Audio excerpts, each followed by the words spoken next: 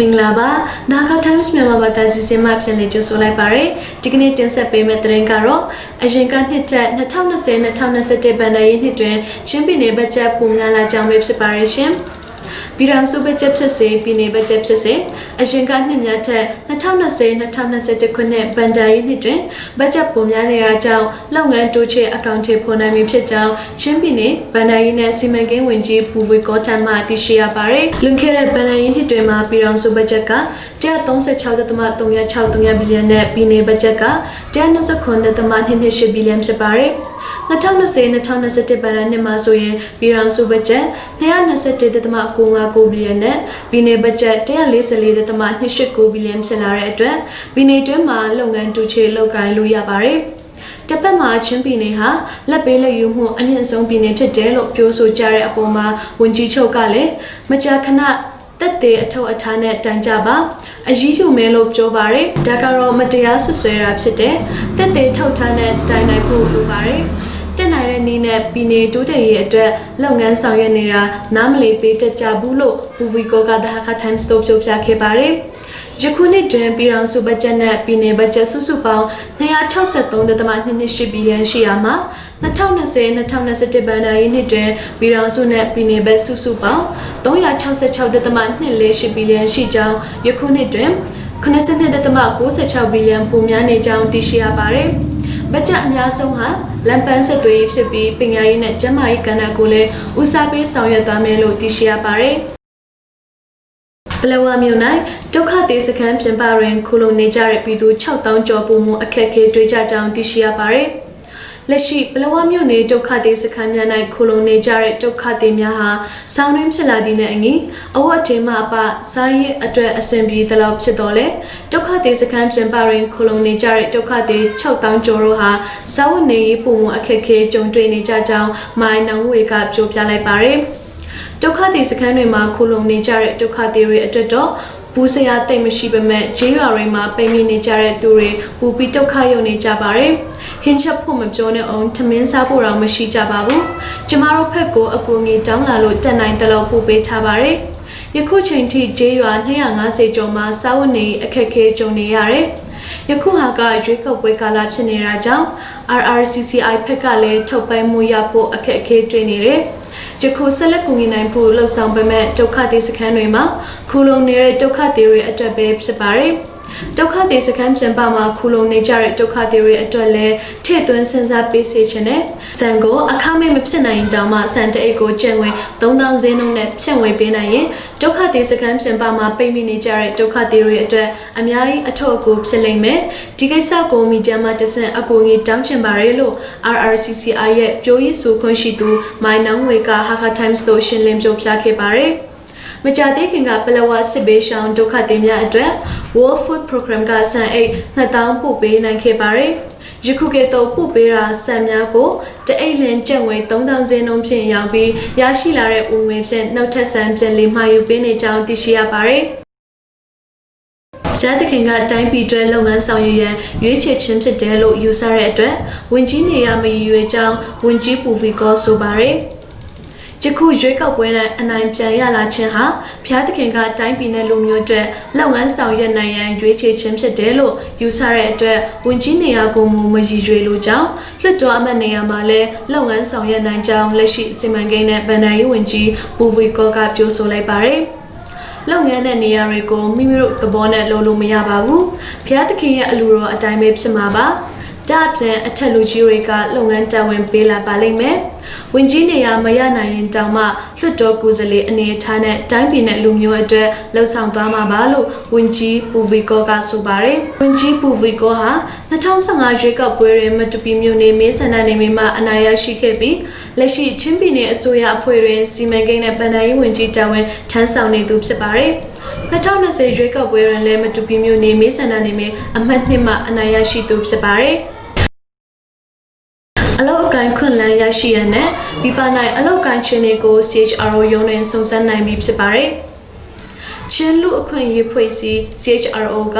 ရွှေ့ပြောင်းအလုပ်သမားနဲ့အလောက်ကိုင်းခွင့်လန်းကိစ္စများကို၎င်းတို့ရုံးနဲ့စုံစမ်းမေးမြန်းနိုင်ပြီဖြစ်ကြောင်းသိရှိရပါတယ်။ CHRO ကချင်းပြည်နယ်မြို့နယ်အသီးသီးတွင်ပြည်သူများအတွက်စုံစမ်းမေးမြန်းရေးရုံးမှထားရှိပြီးရွှေ့ပြောင်းနေထိုင်လူသူများနဲ့ပြည်တွင်းပြည်ပ၌အလုပ်ကိုင်ခွင့်လန်းရရှိရေးကိစ္စနဲ့ပတ်သက်တဲ့အချက်အလက်များကိုစုံစမ်းမေးမြန်းနိုင်ပြီဖြစ်ကြောင်းသိရှိရပါတယ်။မြို့နယ်တိုင်းမှာရုံးဖွင့်ထားပြီးဒါကို SATMAC လို့နာမည်ပေးထားပါတယ်။ဒီဟာက Stellar Migration Advice Center ဖြစ်တဲ့ဟာခမှာတော့ Migration Advice Center MAC လို့ခေါ်ပါတယ်။တယ်လီဖုန်းနဲ့ဖြစ်ဖြစ်ရုံးမှာဖြစ်ဖြစ်လာစုံစမ်းလို့ရပါတယ်။မိမိတို့တက်ကြွတဲ့ဘာသာစကားနဲ့လူချင်တာသိချင်တာမေးလို့ရပါတယ်။မြန်မာနိုင်ငံတွင်းမှာချင်းလူမျိုးများဟာရွှေ့ပြောင်းအလုပ်လုပ်ကိုင်ခြင်းဟာကြာခိုင်နှုန်းအများဆုံးဖြစ်နေတဲ့အတွက်ငွေအလိမ်ခံတာနဲ့အခက်အခဲအများကြီးကြုံနေရပါတယ်။ဒီပြဿနာတွေကိုဖြေရှင်းနိုင်ဖို့နဲ့စနစ်တကျပြန်လည်ပြုပြင်ဖို့ရည်ရွယ်ပြီးဒီလိုလှုပ်ဆောင်ပေးနေတာဖြစ်တယ်လို့ CHRO ကနေဖွဲ့စည်းခဲ့တဲ့တွေလက်စီမံကိန်းလက်ထုတ်စီမံကိန်းမန်နေဂျာဆောင်အိုကလန်က Hakka Times ကိုပြောပြခဲ့ပါတယ်။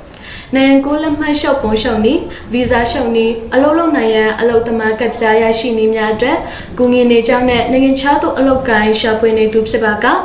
MOEAF လို့ခေါ်တဲ့အစိုးရရဲ့အတိမတ်ပြောတဲ့အဖွဲ့များနဲ့ဆက်သွယ်ပြုလုပ်နိုင်ကြောင်းသိရှိရပါတယ်။ဒါ့အပြင် Department of Labor နဲ့အတူတကွလုပ်ငန်းအကောင့်ထဲပေါ်နေတဲ့အတွက်သွာလာရေးအခြေအနေကိုအကြံပြုနိုင်ကြောင်းသိရှိရပါတယ်။ COVID-19 ရောဂါကြောင့်ရန်ကုန်မြို့မိဘမေ15ဦးထန်တလန်မြို့သို့ထွက်ပြေးလာပါတယ်။ COVID-19 ရောဂါကြောက်ရွံ့မှုကြောင့်ရန်ကုန်မြို့မိဘမေကျောင်းတွင်ဆောင်းရှောက်နေကြတဲ့လူ15ဦးတို့ဟာထန်တလန်မြို့သို့ထွက်ပြေးလာကြောင်းသိရှိရပါတယ်။ထန်တလန်မြို့ Facility Quarantine မှာထားရှိတဲ့သူတွေဟာရန်ကုန်မြို့ကနေထွက်ပြေးလာသူတွေနဲ့ဆိုရင်24ဦးရှိကြပါတယ်။ COVID-19 ရောဂါကာကွယ်ထိန်းချုပ်ရေးစည်းကမ်းအရ14ရက်ထားပြီး Home Quarantine မှာ9ရက်ထားမှာပါလူတယောက်ကိုတနေ့စားစရိတ်ကျပ်ငွေ3000အစိုးရကထောက်ပံ့ပေးနေပါတယ်ထမင်းကိုအင်ကနေလာပို့ရသူရှိရင်သူတို့အတွက်လာပို့ပေးလို့ရပါတယ်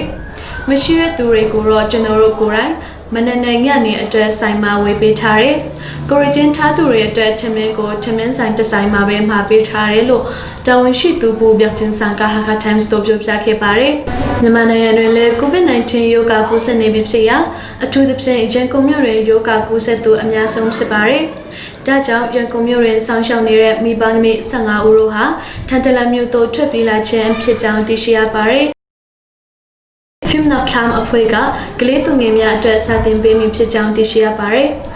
Fimna Clam အဖွဲ့က COVID-19 ရောဂါကြောင့်ပညာမသင်ယူနိုင်တဲ့ကလေးသူငယ်များကိုပညာဆက်လက်စီးပူးနိုင်ရန်မူလတန်းမှစေတန်းအထိကျောင်းသူကျောင်းသားများအတွက်လာမယ့်ဒီဇင်ဘာလမှ February လအထိ Hakka နဲ့ထန်တလန်မြို့များတွင်ရှိသည့် Local Channel, CACC YouTube Channel နဲ့ Fimna Clam Facebook Page များမှတစ်ဆင့်စာသင်ပေးမိဖြစ်ကြောင်းသိရှိရပါတယ်။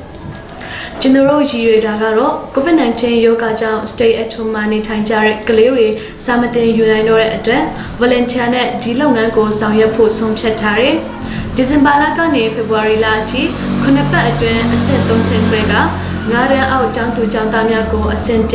6တန်းကနေ8တန်းအထိကိုအဆင့်2နဲ့8တန်းကနေ10တန်းအထိကိုအဆင့်3စသဖြင့်သတ်မှတ်ထားရာတစ်နေ့မှာ3နာရီတွင်စာသင်ပေးဖို့ဖြစ်ပါတယ်။သင်ပေးဖို့သင်ခန်းစာတွေကတော့ချင်းလိုက်ဘာသာ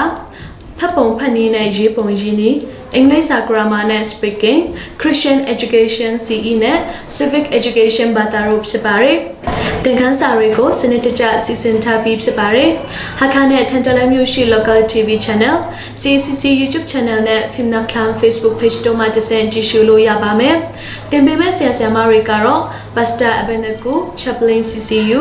ဆရာမ Iris Boytapar Assistant Lecturer CCU ဆရာမထချင်းစုံ Lecturer CCU Pastor Chen Mintang IBC Hakka Pastor Lai Zong Secretary of Literature and Publication Department CACC နဲ့ Pastor Lian Chon JMBC ထန်တလန်တို့ဖြစ်ကြပါတယ်လို့ Pastor Lai Zong က Hakka Times တို့ပြောပြခဲ့ပါတယ်။ Fimna Clam အဖွဲ့ဟာ CACC နဲ့ပူးပေါင်းပြီးလုပ်ငန်းအကောင့်ထဲပေါ်ဆောင်ရွက်နေခြင်းဖြစ်ရာ Hakka နဲ့ထန်တလန်မြို့များရှိသက်ဆိုင်ရာတာဝန်ရှိသူများနဲ့ခရစ်ယာန်ဘာသာအသင်းတချို့ရဲ့ထောက်ပံ့မှုနဲ့လုပ်ငန်းအကောင့်ထဲပေါ်ဆောင်ရွက်နေသည့်အဖွဲ့တစ်ဖွဲ့ဖြစ်ပါတယ်။ ရခင်က Self Awareness and Leadership Council နဲ့ပြည်တွင်းပြည်ပရှိချင်းလူငယ်300ခန့်ကိုလည်းတင်ကြားခဲ့ပြီးဖြစ်ကြောင်းသိရှိရပါတယ်။လူချင်းမင်းတို့လုပ်ငန်းကြောင်ရများကိုကြုံရထည့်သွင်းလိုပါက Dhaka Times မှာဇေနုံချိုသားစွာနဲ့လှုပ်ဆောင်ပေးနေပါတယ်။ Dhaka Times ရဲ့ Facebook page နဲ့ YouTube channel တို့ကို like follow share နဲ့ subscribe လုပ်သားဖို့လည်းတိုက်တွန်းလိုပါတယ်။ဒီကနေ့ Dhaka Times မြန်မာဘာသာစီစဉ်ကိုကြည့်လောက်နဲ့ပဲအဆုံးသတ်သွားပါမယ်။ COVID-19 ကပ်ရောဂါကနေကင်းဝေးနိုင်ကြပါစေရှင်။ကျွန်မ Elizabeth ပါ